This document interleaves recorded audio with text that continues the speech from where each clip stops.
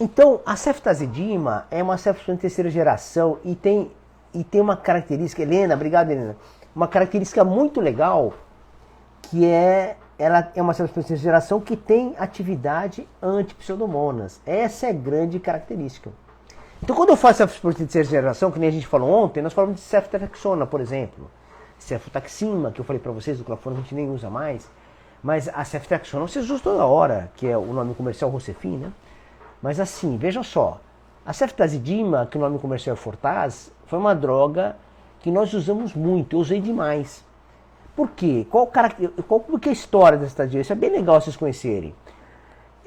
Nas Américas, a gente sempre precisou de drogas eficazes para pseudomonas.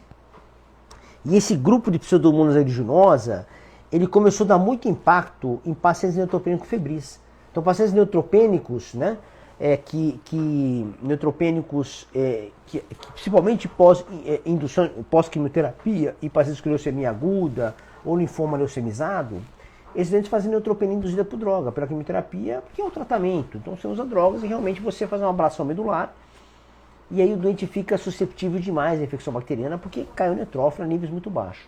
Pós-transplante de medula, por exemplo. E aí o que acontece, pessoal? E havia uma necessidade, né, de usar uma droga que tinha uma cobertura efetiva para pseudomonas aeruginosa, que não era tão fácil. Então o que aconteceu naquela época, década de 80, década de 90? O mercado brasileiro não tinha piperacina tazobactam, não tinha as penicilinas antipseudomonas. E na América do Sul, a Argentina tinha piperacinina. E o Brasil teve o quê? Teve cefalosporinas de terceira geração antipseudomonas. Olha que interessante. Então, historicamente, quando começa a entrar as drogas que eram muito efetivas para a pseudomonas aeruginosa, no caso, cefalosporina de terceira geração de pseudomonas e penicilinas antipseudomonas, tirando a carbenicilina é da minha época de formação, década de 80, a gente usava, tinha vários problemas com a carbenicilina, tinha sódio, tinha que usar na criançada do recém-nascido, tinha que tomar cuidado com a diluição, porque alterava muito eletrólito, era um inferno. E aí entra a piperacilina, ticarcilina no mercado, mas a gente não tinha aqui no Brasil.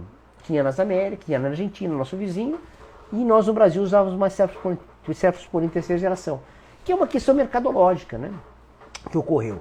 Então essa é uma história bem interessante. E a gente ficou usando ceftazidima. Então a nossa experiência com ceftazidima, cefoperazona, que também é outra cefalosporina de terceira geração, que a gente quase não tem no mercado mais, a gente usou muito. E o que aconteceu com elas? Olha que interessante. A tecnologia fez a associação da ceftazidima com a avibactam, que é o inibidor de beta-lactamase. Gerou uma droga nova, que é a associação da ceftazidima com a avibactam. Que é o nome comercial, eu acho que citei ontem, é Turgenta, né? O nome comercial ainda deve ter patente dela, não deve ter quebrado a patente ainda, não sei, não tenho certeza muito disso. Então, mas o que tem de importante nisso? Importante que o espectro da ceftazidima ele é muito bom. Ele tem cobertura de gram-positivos, eu falei isso para vocês ontem, cobre bem streptococcus, alguns estafos oxissensíveis, mas não são drogas de escolha para estafo oxissensível, eu já falei isso ontem para vocês, somente ceftriaxona, não são drogas de escolha, mas tem uma cobertura, e cobertura para gram negativo, que é muito legal, e na ceftazidima em particular tem uma cobertura boa para bacilos gram negativos não fermentadores, que é o caso da pseudomonas aeruginosa, que é o protótipo delas. Tem a cimetobacter, tem outros, mas vamos falar de pseudomonas aeruginosa. E aí o que aconteceu? A ceftazidima foi perdendo espaço na entrada da piperacilina tazobactam. Então quando entra no mercado piperacilina tazobactam, a ceftazidima que nós usamos com muita frequência, ela começa a ficar para escanteio. E fica por várias razões. Não pela eficácia, pessoal, porque a eficácia é bem parecida, mas começa a ter alguns estudos mostrando que a indução de resistência de beta-lactamases pela cefalosporina de terceira geração estava muito grande. Principalmente o tipo de beta-lactamase que é chamada de AMP-C.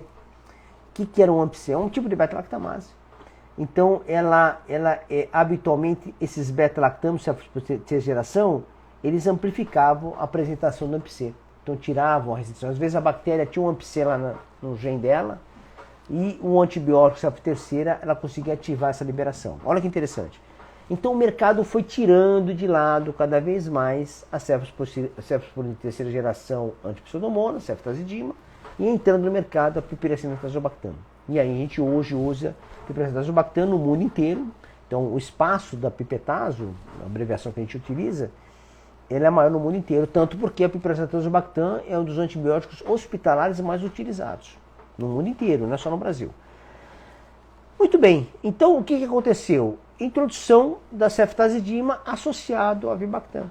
Então nós temos uma associação legal. Só que quais são as dificuldades? O problema é que nós, como médicos, nós temos uma tendência de usar coisa nova, né? Que às vezes é um erro grave isso, ficar usando novidades sem tomar cuidado na base científica de cada uma delas, né? E às vezes isso acontece, a gente começa a olhar novidade, droga nova, eu vou usar tal. Para antibiótico, não é legal pensar assim. Olha que interessante. Quando a gente vai falar de outras drogas, hipoglicemiantes, né, para diabetes, antihipertensivos para hipertensos, é muito comum a gente caminhar com a progressão tecnológica das drogas. Você não concorda? Você vai prescrever um antihipertensivo para o seu doente, uma droga para diabetes, e você vai progredindo. Até é difícil hoje para acompanhar esse cenário. É assim, de tanta droga que vai lançando no mercado, e drogas boas, de boa qualidade, níveis de evidências bons. Não vou aqui discutir nada disso, mas a gente tem vários exemplos aí. E aí o que acontece? Para antibiótico, esse racional, ele não é legal. Por que não é legal?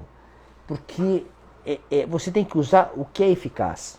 Cada vez que você coloca um antibiótico novo para ser utilizado, você gera um novo processo de indução de resistência, com pressão de seleção de cepa, graças ao uso do antibiótico que esteja usando. Entendeu?